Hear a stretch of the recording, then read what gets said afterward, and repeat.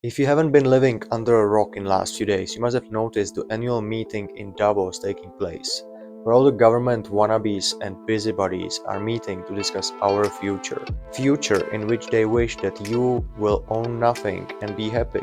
So in next 10 minutes or so, we're gonna discuss how you can own everything and be happier than they are.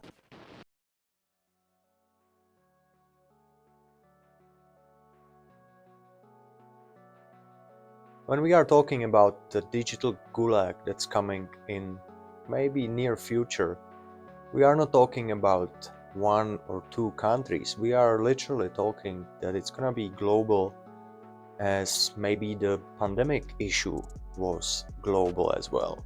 Everything goes digital. Your payments, your government records, your healthcare. Now suddenly there is a file of yours which government can access with one click. They can basically delete you, block you from services, depending of who you are, how uncomfortable you have become in your life existence. They can delete you with one click. Now you're watching this video on YouTube. What it means? It means that it's uploaded to a platform which owns all of this. This is not my video since it got online, it's their video. So with this, it's pretty much with everything. You have Airbnb not owning a single property, and yet they have keys to all the doors. You have platforms like Upwork and Fiverr where people advertise their skills or jobs that they want to be done.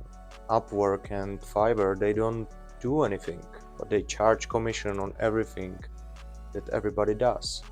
Uber has no taxis, and yet they have keys to all the cars. You see, so now we have at least cash, paper money that can be transacted fairly privately. If nobody sees you, for example, nobody knows that you gave this 200 euro note to somebody else. But once we go fully digital and there is a transaction that was flagged, it can create like a domino effect, and suddenly all your digital doors are being opened and you're losing all the privacy and maybe access to a lot of the world's services. So in the new digital gulag, we might not be actually locked inside somewhere, but we might be locked outside of access to anything. Imagine that you can't use Booking. Where are you gonna sleep? You're literally gonna be homeless, carrying a tent everywhere, hoping that nobody will find you sleeping in their garden. I mean, when I travel, I use Booking only, or like Hostel World. Two websites that are my accommodation service provider. If they lock me out, I'll be paying double or triple because I'll not have access to the cheap versions that will maybe require some future authentication. You never know what they're gonna come up with. A fingerprint, an eye scan, a chip in your brain, whatever it's gonna be, they can create the cheap layer or affordable layer of services to drop off first, and whoever is not going to be able to pay for that extra will just have to comply with the digital gulag rules. So in a way, your freedom becomes a commodity that you trade with the government, but they decide what's the price. So it's really going to be a cat and a mouse game, and it's up to you how fast you're going to run.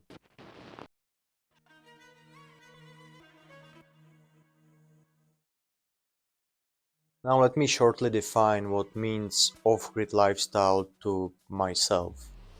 It's not actually living totally off the system or without any luxuries of modern world. It just means that you are sourcing whatever you might need from different sources than the government. Meaning, you're not plugged in into the gas coming or not coming from Russia. You have your own wood. You're not plugged in to expensive electricity that is going through 3 countries before it reaches your socket. You have your own solar panel. Or it might actually mean that you live such a frugal and minimalist lifestyle that you don't need certain services that are usually in the hands of the government. We are finding ourselves kind of on the crossroads, where you can choose a minimalistic lifestyle of self-dependence, or luxurious lifestyle of owning nothing and depending on permission to the access of everything which is not yours. So you either have your house or you have somebody else's keys to his house. Look at it this way.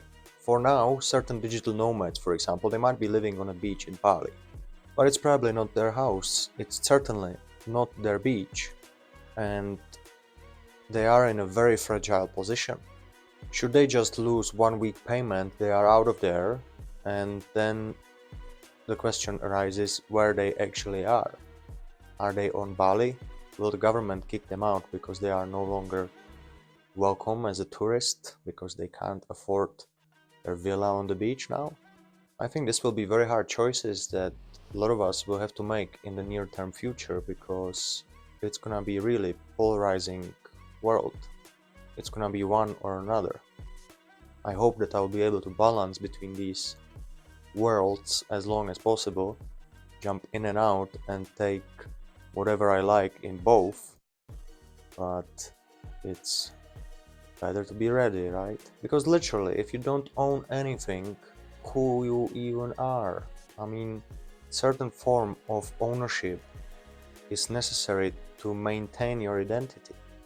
Like, you know, a lot of men, for example, if they lose their car and they have to walk or take a bus, they're gonna feel like if they lose their hair, or, you know, it's your possessions that you claim ownership of.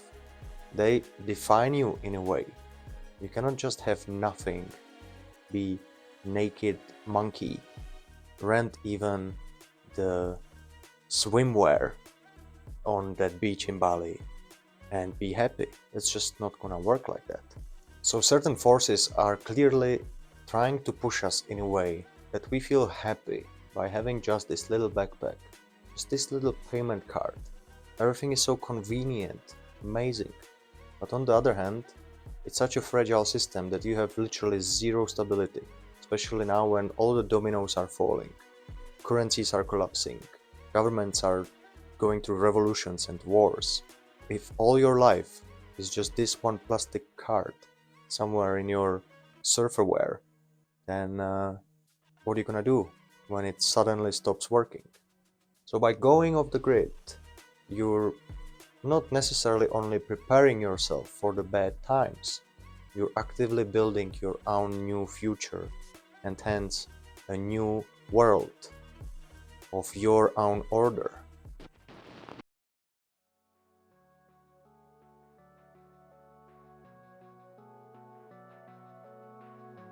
As I have already said, going off-grid doesn't necessarily mean total isolation. It means independence in the essentials. And what are the essentials? It is water, food, shelter, and energy. Should you be looking for your ideal off-grid place, make sure that you put water as #1 priority. Of course, you can always harvest rainwater, but you're not gonna be happy drinking that. Maybe once to survive, but forget that. Even well water is sometimes not the best quality, so make sure in your geographical area there are alternative sources of water. Not only what you have on the property is necessarily your water. What counts here is the access. You know, in my geographical area, where my off-grid properties are, there are waterfalls, mountain streams. There is certain diversification of water sources, which is gonna be extremely important very soon. When it comes to food, that is obvious. You can either gather or hunt or become a farmer, or it's just gonna be some kind of blend of all of these. I must admit, I'm very bad on the food part. I managed to grow some potatoes in the garden just because I threw them in the ground and they, magically survived. I grow some herbs like mint and lemongrass, and then I have certain fruit trees and walnuts, but it's zero maintenance. Most of it was already on the property, so I myself have places I can improve massively. But this is not a sprint, this is a marathon, you know, every step you're gonna make towards the independence, the better. So it's never too late to start, and I hope that I'll improve my food security situation somewhat, especially when it comes to the fresh sources. I'm probably gonna get a little bit more into hunting because I don't like farming and I don't like eating from the can. So it is easy, you can always buy, you know, storable food, but first of all, it has no vitamins and minerals and it's not tasty. Then we have shelter, that's obviously easy. In the Balkan, there are the cheapest houses in the world to be found. I haven't really found any cheaper area in the world. Maybe some plots in Ecuador are somewhat competing with the Balkan prices, but if you're talking like price for the actual house that you can start your renovations on fairly easily, this is the best location in the world. A lot of the houses are mud houses, so you don't need anything. You go out into the garden, collect some soil, sand and straw, make your hands dirty, and off you go. You have the building material of the future, the past, present and the future. There is nothing better than building with mud. And then of course on the energy part, I am very terrible as well. I do have one property which has electricity. I do have one which has water, but my favorite one, where I built the famous Hobbit house, it's totally off the grid. Everything that comes in must be brought in with manpower. So I think that's gonna come for an improvement as well in the future.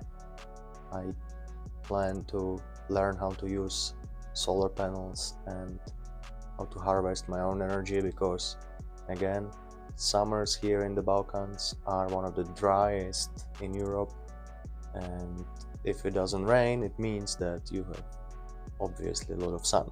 So everybody needs to find out the round blend of all these approaches, but it is four main things: water, food, shelter, energy, and depending on what you need the most at certain location, you focus on. But overall, these are four elements that off-grid lifestyle is trying to provide you with in an alternative way.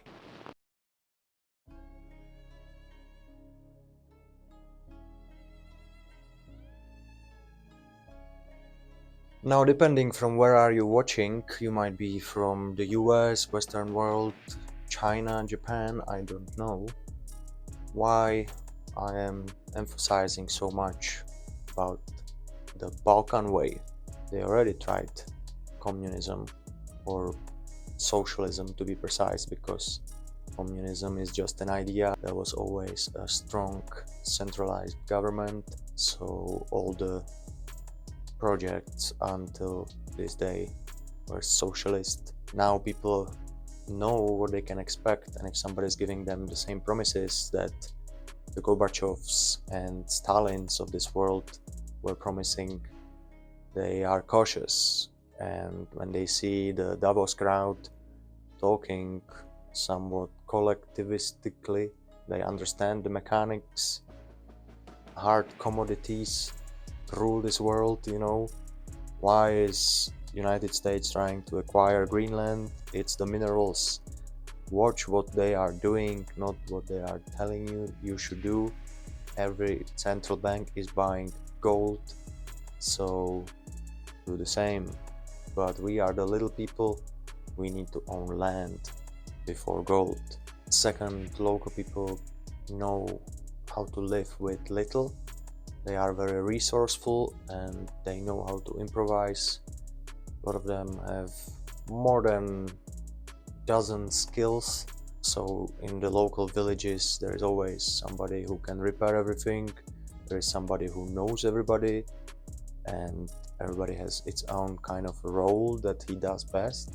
Quite a good mechanism. It makes you feel stable, grounded. You feel that you have certain backup in the geographical location. Then there is certain tolerance to written rules and laws in general, and it's also in a way expected on the other side. The government or the government workers or people involved, like the police force for example, they kind of expect that a lot of people will cheat. Whatever you're doing, if it's a mild renovation on your home or anything else, building a greenhouse or something like that, or maybe even swimming pool, you basically just go for it and see what happens. If then it is to be found out, you will deal with the regulation then. Maybe nobody will ever find out, and that's how a lot of people operate here. I'm not saying that you should operate like them, because as a foreigner maybe more eyes are on you and you should be more cautious, but generally this gives you a lot of place and a lot of space to play with, so your freedom expands, not contracts, like the Davos crowd would like it to. Of course, I'm not saying that you have to now sell everything you have, buy a house in Serbia or Bulgaria, and throw the phone to the river. There is scale, there is steps that need to be followed for the success. It's not like leaving the world behind and going off the grid, living in some utopia. It's hard work, it is not for everybody, and I just want to put some thoughts out there for inspiration, to spark some imagination in the viewer's eyes, and hopefully see more people doing similar things that I do in Serbia or Bulgaria.